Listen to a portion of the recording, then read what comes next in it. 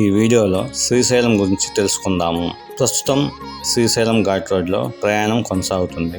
దోర్నాల దగ్గర నుంచి వెళ్తున్నాను. ఈ ప్రాంతం అంతా కొండలు, పర్వతాలు విస్తరించి ఉన్నాయి. అందువల్ల దట్టమైన అడవి ఉన్నది.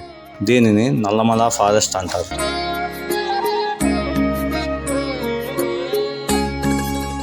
ఈ ఫారెస్ట్ టైగర్ రిజర్వ్ ఫారెస్ట్. ఈ ఘాట్ రోడ్ ప్రయాణం చాలా ఆహ్లాదకరంగా ఉంది. ముఖ్యంగా పచ్చని చెట్లు, స్వచ్ఛమైన గాలి, ప్రశాంత వాతావరణం కలిగి ఉంది.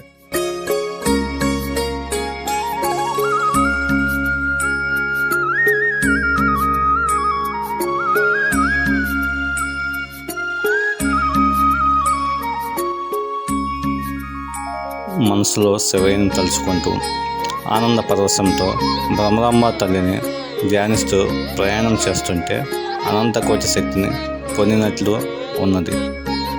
ప్రకృతి రూపంలో ఈ అడవి తల్లి మనకు ఎంతో మేలు చేస్తుంది. పచ్చని చెట్లు మనకు ఎంతో ఆహ్లాదాన్ని కూడా ఇస్తున్నాయి. అలాంటి ఈ ప్రకృతిని మనం కాపాడుకోవాలి. మన పూర్వీకుల నుండి మరియు మన పూజా విధానాలు అన్నిటిలో ప్రకృతిని పూజిస్తూ ఉన్నాము. ఈ ప్రకృతే మనకు దైవాలుగా అనేక వేల సంవత్సరాలుగా పూజిస్తూ ఉన్నాము. అదే విధానాన్ని మనమంతా కూడా మన ముందు తరాలకు నేర్పిద్దాము. ఇప్పుడు నేను శ్రీశైలం వచ్చాను. ఈ వీడియోలో పాతాళ గంగకు వెళ్ళి ఒకసారి గంగమ్మ తల్లిని దర్శనం చేసుకొని, స్నానం చేసుకొని తిరిగి మళ్ళీ దైవ దర్శనానికి వెళ్తాను. ఇదిగో ఈ మార్గమే పాతాళ గంగకు వెళ్ళే మార్గము. ఈ మార్గంలో మధ్యలో కళ్యాణకట్ట ఉన్నది. అనగా మన తలనీలాలు సమర్పించే ప్రదేశం ఇక్కడే పక్కనే దేవాలయానికి సంబంధించిన యాత్రికుల డార్మిటరీ ఉంది. అనగా యాత్రికులకు వసతి.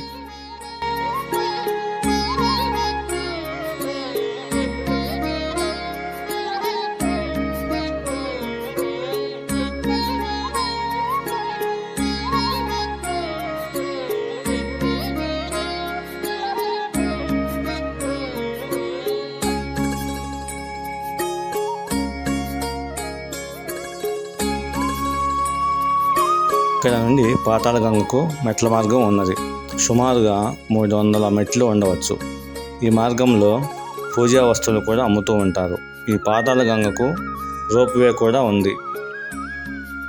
ఈ మార్గంలో కూడా వెళ్ళవచ్చు. అదిగో మనకు కనిపించేది కృష్ణానది. ఆ కృష్ణానదిని మనం గంగమ్మ తల్లి అంటాం. ఈ నదిలో తగు జాగ్రత్తలతో స్నానం ఆచరించి దైవ దర్శనానికి వెళ్తాను. కృష్ణమ్మ తల్లి చాలా నిండుగా ఉంది. ఈ కృష్ణమ్మ ద్వారా మనకు పంటలు పండి ఆహారాన్ని పొందుతున్నాము. ఈ కృష్ణమ్మకు నమస్కారం చేసి, స్నానం చేసి తిరిగి స్వామి మరియు అమ్మవారిని దర్శించుకుంటాను.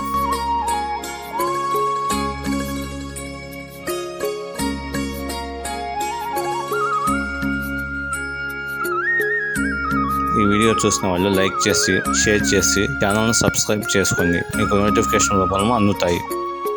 ఓం నమః శివాయ. శుభం.